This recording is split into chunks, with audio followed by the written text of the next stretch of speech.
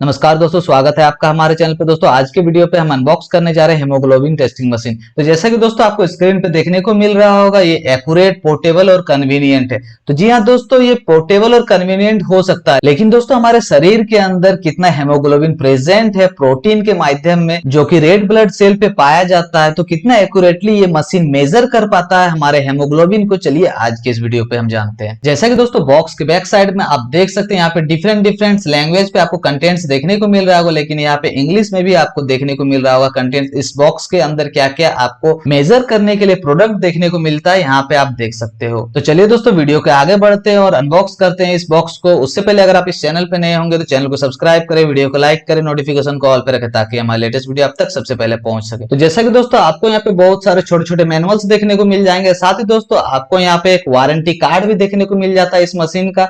साथ ही दोस्तों आपको यहाँ पे यूजर मैनुअल और एक क्विक रेफरेंस गाइड भी देखने को मिल जाता है। तो चलिए दोस्तों ये क्विक रेफरेंस गाइड और यूजर मैनुअल को साइड रखते हैं, अगर आप चाहो तो चेकआउट कर सकते हो। तो जैसा कि दोस्तों आप देख सकते हो, इस मशीन को कहीं भी ले जाने और लाने के लिए काफी अच्छा एक कैरिंग केस देखने को मिल जाता है, जो कि क्वालिटी में भी काफी अच्छा है और पोर्टेबल लगता है। तो चलिए हम इस केस को ओपन करते हैं और बाहर निकालते हैं हेमोग्लोबिन टेस्टिंग मशीन को और चेक करते हैं कितना एक्यूरेट और ये कारगर साबित होता है। जैसे ही हमने इस केस को ओपन किया, आपको यहाँ पे पहला इंटरफेस कुछ इस तरीके का देखने को मिल जाता है। यहाँ पे आपको बहुत सारे एसेसरीज देखने को मिल जाते हैं। सबसे पहले आपको ये AAA की 4 बैटरीज देखने को मिल जाती है, एक चिप कोड देखने को मिल जाता है, साथ ही दोस्तों 10 कैपिलरी ट्रांसफर ट्यूब्स देखने को मिल जाते हैं, 10 लेंसेट्स देखने को मिल जाते हैं। उसके बाद दोस्तों आपको एक लेंसिंग डिवाइस भी देखने को मिल जाता है, जैसा कि आप स्क्रीन पे देख सकते हो। इस वीडियो में दोस्तों इन सारे एसेसरीज का हम यूज जानने वाले हैं। उसके बाद दोस्तों चलिए हम दूसरी ओर बढ़ते हैं। यहाँ पे आपको एक कंट्रोल स्ट्रिप का डब्बा देखने को मिल जाता है, साथ ही दोस्तों आपको एक टेस्टिंग स्ट्रिप का डब्बा भी देखने को मिल जाता है, जिसपे आपको कोड भी मेंशन किया हुआ रहता है। दोस्तों डब्बा में आपको 10 टेस्टिंग स्ट्रिप और 2 कंट्रोल स्ट्रिप देखने को मिल जाता है। तो चलिए अब हम बढ़ते हैं मेन प्रोडक्ट पे, जिसके सहायता से हम आसानी से अपने ब्लड के हेमोग्लोबिन को मेजर कर सकते हैं। तो चलिए कैरिंग केस को साइड में रखते हैं। उसके बाद पहला इंटरफेस आपको कुछ इस तरीके का देखने को मिल जाता है मशीन का। इस पे एक आपको पावर बटन देखने को मिल जाता है, साथ ही आपको 2 साइड एरो की बटन देखने को मिल जाता है।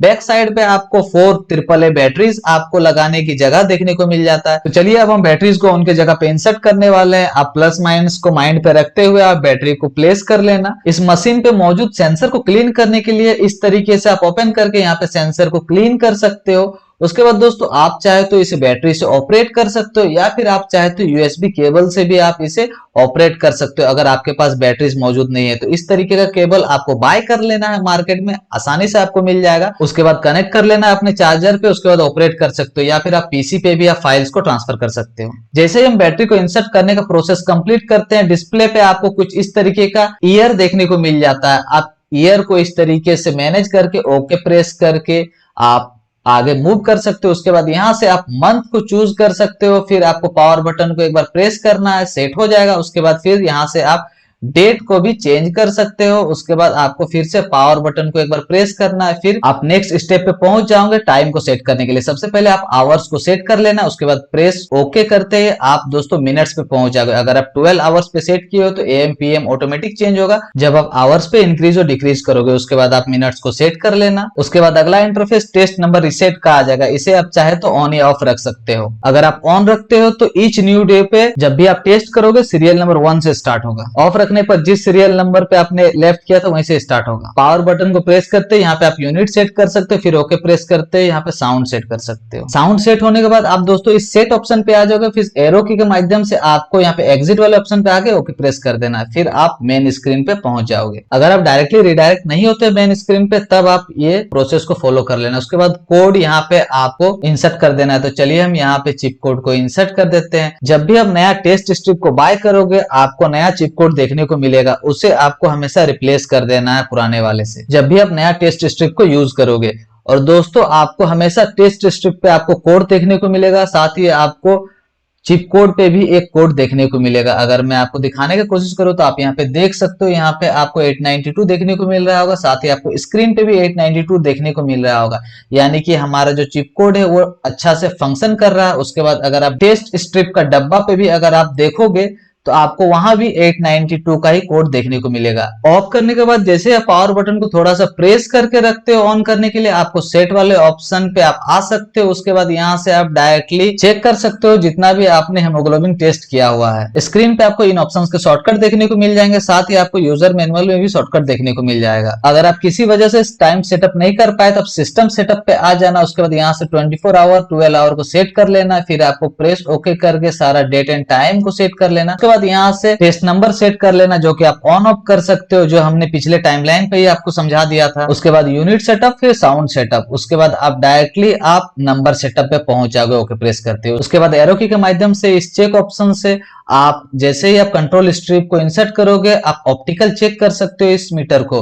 अगर यस आता है तो आपका सिस्टम नॉर्मल है, और अगर नो आता है तो आपके सिस्टम में किसी तरीके का खराबी है। उसके बाद एग्जिट ऑप्शन पे जाके आप डायरेक्टली मेन स्क्रीन पे पहुंच सकते हो। अब चलिए हम ब्लड के हेमोग्लोबिन को टेस्ट करने वाले हैं। जैसा कि आप देख सकते हैं यहाँ पे चिप कोड पे 892 मेंशन किया हुआ है, उसी तरीके से आपको डिस्प्ले पे भी 892 का ऑप्शन देखने को मिल रहा है। तो जैसा कि दोस्तों ये हमारा लेंसिंग डिवाइस है, कुछ इस तरीके से वर्क करता है, और ये हमारे फिंगर को पंचर करने के लिए काम में आता है दोस्तों, जिससे कि ब्लड बाहर निकल सके। तो चलिए फिंगर को पंचर करने के लिए सबसे पहले आपको लेंसेट को यहाँ पे सेट कर लेना है। तो इसे आपको कुछ इस तरीके से ओपन कर देना। ओपन करने के बाद आपको एक लेंसेट की जरूरत होगी, जो आपको प्रोवाइडेड किया हुआ है, जैसा कि आपको देखने को मिल रहा है। इसे आपको कुछ इस तरीके से बाहर निकाल लेना है। उसके बाद आप चाहे तो इसके टॉप को बाद में भी रिमूव कर सकते हो सेट करने के बाद। तो सेट करने के लिए आपको कुछ इस तरीके से यहाँ पे इंसर्ट कर देना। इंसर्ट करने के बाद इसके टॉप को रिमूव कर देना, अगर आपने टॉप को रिमूव नहीं किया है तो। जैसा कि आप देख सकते हैं हमारा जो लेंसेट है वो सेट हो गया। उसके बाद आपको कुछ इस तरीके से इसे क्लोज कर देना। क्लोज करने के बाद यहाँ पे आप आसानी से लेंसेट के पंचर डेप्थ को यहाँ पे आप रोटेट करके सेट कर सकते हो, जितना फिंगर पे आपको डेप्थ चाहिए, ताकि ब्लड्स के जो ड्रॉपलेट है वो आसानी से बाहर निकल पाए। उसके बाद दोस्तों आपको टेस्ट स्ट्रिप को बाहर निकाल के मीटर पे इंसर्ट कर देना। यहाँ पे आप देख सकते हैं यहाँ पे भी आपको 892 का कोड देखने को मिल रहा होगा। तो चलिए हम एक टेस्ट स्ट्रिप को बाहर निकाल लेते हैं। उसके बाद कुछ इस तरीके से आपको इंसर्ट कर देना, जैसा कि आपका मार्क किया हुआ है टेस्ट स्ट्रिप पे।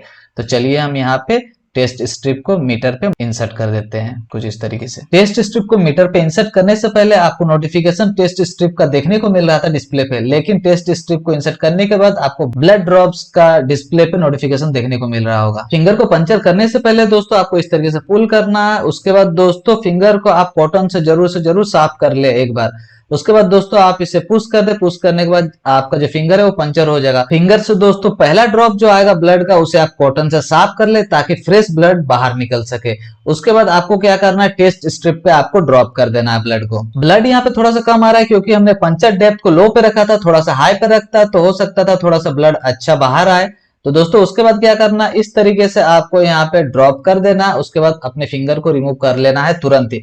रिमूव होने के बाद आपका जो हेमोग्लोबिन टेस्ट है वो पूरा हो जाता है। या फिर आप चाहे तो कुछ इस तरीके से कैपिलरी ट्रांसफर ट्यूब की मदद से आप आसानी से ब्लड को कुछ इस तरीके से आप ड्रॉप कर सकते हो। जिस तरीके से आप ब्लड को ड्रॉप करते हो दोस्तों, आपको थोड़ा बहुत चेंजेस देखने को मिलेंगे रिजल्ट्स में।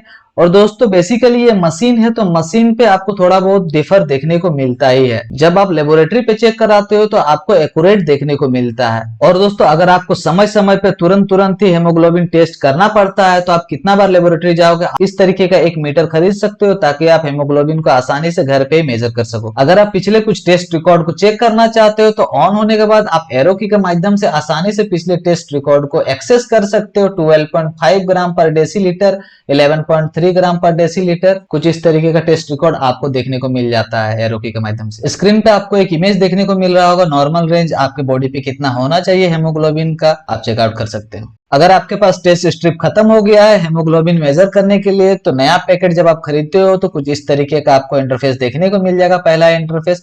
और एसेसरीज आपको कुछ इस तरीके का देखने को मिल जाता है। सबसे पहले मैंने बताया तो दोस्तों आपको एक चिप कोड देखने को मिलेगा। जब भी आप एक नया पैकेट को बाय करते हो उस पे आपको कोड भी मेंशन किया हुआ रहेगा, जैसा कि आप स्क्रीन पे देख सकते हो। उसी तरीके से आपको टेस्ट स्ट्रिप के डब्बे पे भी आपको कोड देखने को मिल जाता है। अब बाय करने के बाद दोस्तों आपको कोड को इंसर्ट कर लेना जब आप न्यू टेस्ट स्ट्रिप को यूज कर रहे हो। उसके बाद दोस्तों इजेक्ट करने के लिए कुछ इस तरीके से आप आसानी से आराम से इजेक्ट कर सकते हो धीरे से। अगर आपके पास डिस्पोजल है तो आप इसी तरीके से इजेक्ट कर देना डायरेक्ट, या फिर इजेक्ट करने के बाद आप कैप को लगा के आप फेंक सकते हो दोस्तों। उसके बाद इस तरीके का आप इसे रिमूव करके आप फेंक सकते हो। दोस्तों वीडियो इन्फॉर्मेटिव लगा हो तो वीडियो को लाइक करें, शेयर करें, चैनल पे नए हैं तो चैनल को सब्सक्राइब करें और नोटिफिकेशन को ऑल पे रखें, ताकि हमारा लेटेस्ट वीडियो आप तक सबसे पहले पहुंच सके।